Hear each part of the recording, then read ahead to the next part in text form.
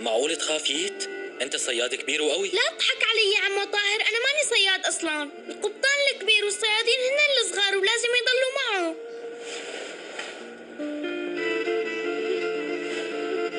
الصيادين رح يخافوا كتير إذا ما كان في قبطان.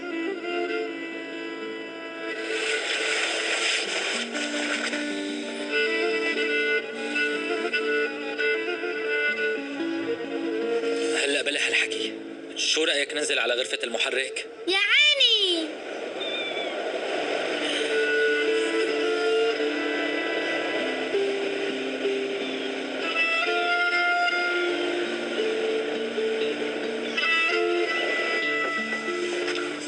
نزل.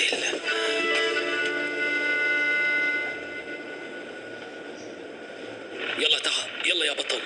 اوبا معلم موسى، اللي استلم عني شوي. سأل عمو موسى شو ما بدك عن المحرك. أنا راجع ما بطول. حاضر قبطان. اسألني لشوف يا حلو، شو اللي بدك تعرفه؟ عمو السفينة كيف بتتحرك وبتفوش؟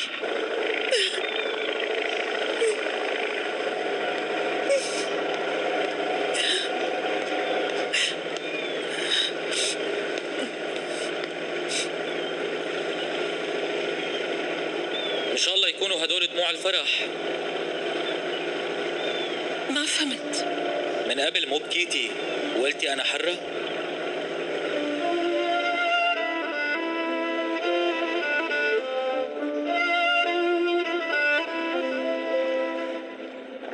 لا تطلعي لي خلقي وقومي من عندك، نحن بعز الشتوية بتمرضي هلا. تعالي معي أعطيك تياب ناشفة. أنت منيحة؟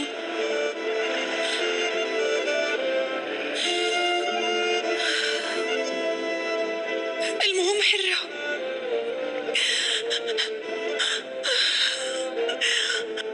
أنا حرة.